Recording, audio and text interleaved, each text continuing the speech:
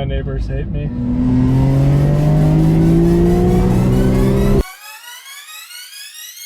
All right then. Oh shit! You're not reading it very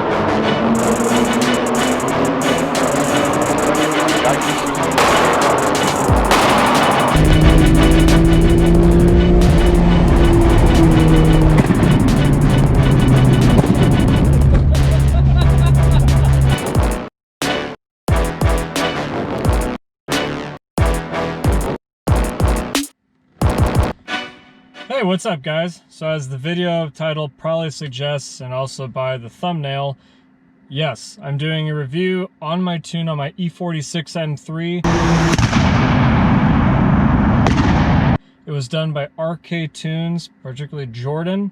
It is currently 101 degrees, so it is toasty.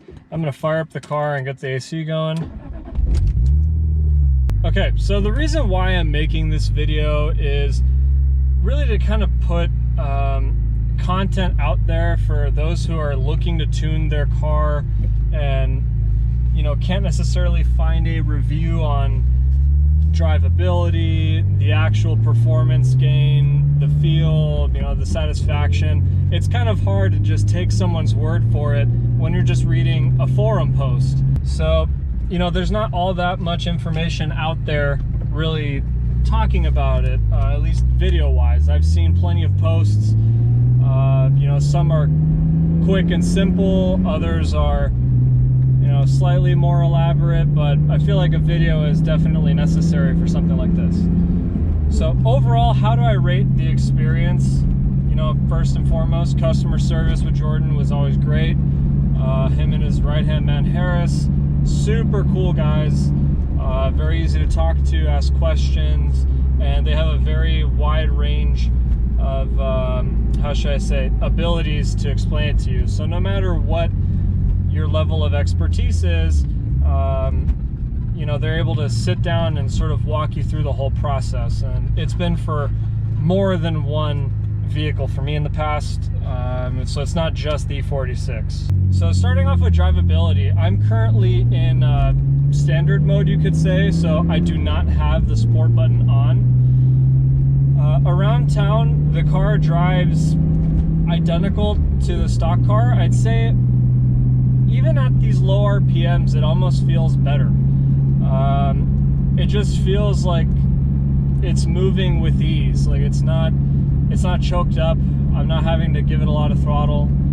Mind you, my modifications include pretty much a full exhaust, so that's headers, section 1, kept the stock section 2, and then I also have an axle back on the car. So that and a Mach Schnell, someone correct me if I didn't pronounce that properly, but a Mach Schnell intake elbow, just to help, you know, smooth out the passage of the air flowing through the intake, and then the tune. That's really all I have, and I'm running 91 here in California, so many of us know, you know, this low octane California garbage, as most will refer to it, is not exactly ideal for performance engines. Throttle response in standard mode, it's perfect. I actually really like the way that it's mapped. It's very smooth. It isn't quite as blippy, if we want to call it that. You know, so rev matches, you got to give it a little bit more throttle input, but you know, that's just a little bit of, you know, more foot will fix that. But in sport mode, I gotta say, it dramatically changes. You can have your foot on the same point on the throttle, and just changing it to sport mode, I mean, the throttle response is night and day difference. It's very touchy. It does exactly what you're gonna expect it to do. It's in sport mode. Some of the cool options that you can get with the tune, and you can request this, they actually tell you, hey, any particular requests you have in getting your tune customized, you can do things like cold start delete, burble, or like in my case, I did flame. One might ask, how loud are the flames? Well, let me put it to you this way. I've had people describe the pops and bangs every time it pops flame as an explosion. Like the burble tunes you hear from the factories on like a straight pipe 340i, those are like gunshots. They describe this as a hand grenade going off next to your ear. Cue video. And example number 2. Yeah, I think you get the picture. It's very loud.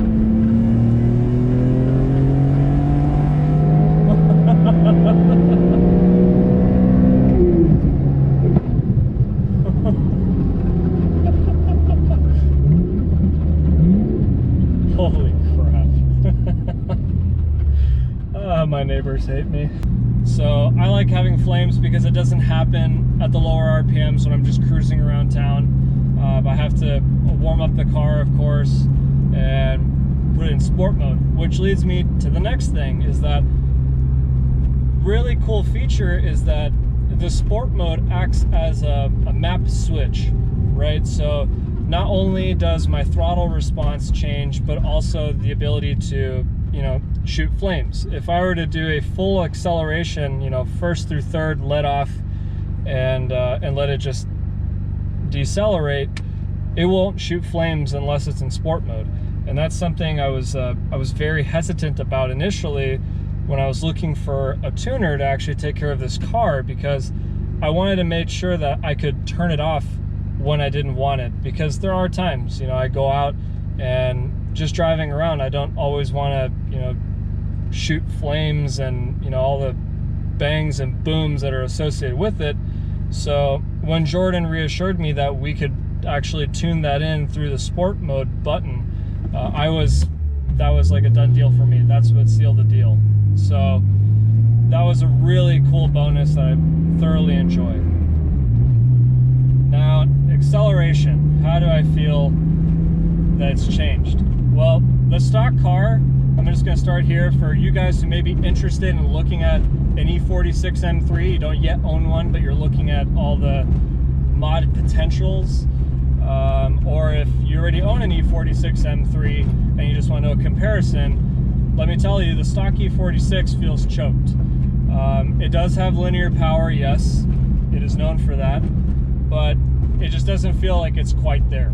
It feels like there was something left on the table from the factory, and you know, we have to understand that there's emissions regulations. They have to account for all kinds of different climate variations, you know, humidity, the density, altitude, all that kind of thing that affects the tune of the car. So they have to make it so it works in every environment and will never fail. Very understandable. But from a performance aspect, that doesn't necessarily mean that it's good. There was definitely more to be had on the table, even with 91 octane. So these cars on average, I believe dyno 265 to the wheels, if memory serves me right. And then with just a few bolt-on modifications on the tune, you can easily exceed the 300 wheel horsepower mark. And yes, you heard me right. These cars routinely exceed the 300 wheel horsepower mark with ease. I actually have a buddy on the East Coast. He dynoed his E46 M3 that was tuned by RK, and if memory serves me right, he was making in the ballpark of 335 to 340 wheel, and it's an almost identical setup to mine. The only difference is that he has a Venturi intake, I believe, but everything else is pretty much the same. Now, how does this car in particular feel? Well, let's show you.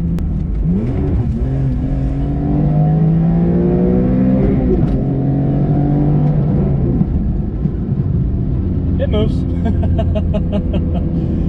Oh my goodness, I love this car. Yeah, the car is just completely woken up. It feels like it's not an abundance more of torque around town, but I feel like the aided throttle response via, you know, revising the sport button parameters, I feel like it's definitely woken up the car a lot. And top end, I mean, it's just a night and day difference. You combine the tune with, you know, catless headers, an axle back, the intake elbow, and you know, just little things that'll help remove parasitic drag from the engine, such as the mechanical fan. A lot of people delete those. I've yet to dyno the difference with converting over to electric on mine, but what my butt dyno tells me is that it did actually pick up, you know, just a little bit in the higher rev range. There's also underdrive pulleys, but just keeping it simple with catless headers, axle back, intake elbow, and tune, you will feel a huge difference with this car, and it feels exactly how it should have from the factory. So for you guys that are looking for an awesome Canyon Carver, this is definitely the car to do it. However, the factory setup is slightly underwhelming. So I would personally recommend that you get the 3 supporting items. So that's catless headers, intake elbow, axle back, and then last, a tune to wrap it all together. I can't emphasize enough, Jordan was absolutely awesome throughout the process. He made it super easy.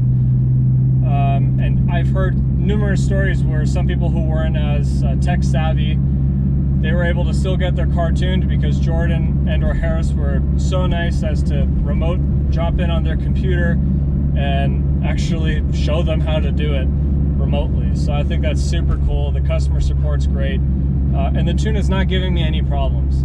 So that's going to bring me to my last point, longevity. I've actually had this car tuned like this for almost a year now. I know I had a 6-month hiatus where I didn't drive the car, as you know from 2 videos ago. If you haven't seen it, link is right here where I fixed the car. And so I'm gonna give, you know, an honest review based on the time that I've been driving it. I've put probably 10,000 miles on the car since I got it tuned, and every single mile has been nothing but smiles on my face.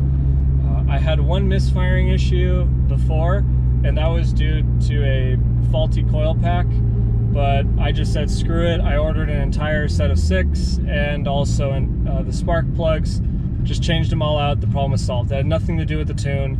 It was just a coincidence that they happened to go not too long after my tune was installed. But you know, I've fired up the car. I've been driving it hard recently, no problems at all. It's just a dream to drive. This is how it should have come from the factory. I really can't put it any other way besides that. So, hope you enjoyed the video. If you like the content, smash that subscribe button. If you like the video, be sure to give it a thumbs up.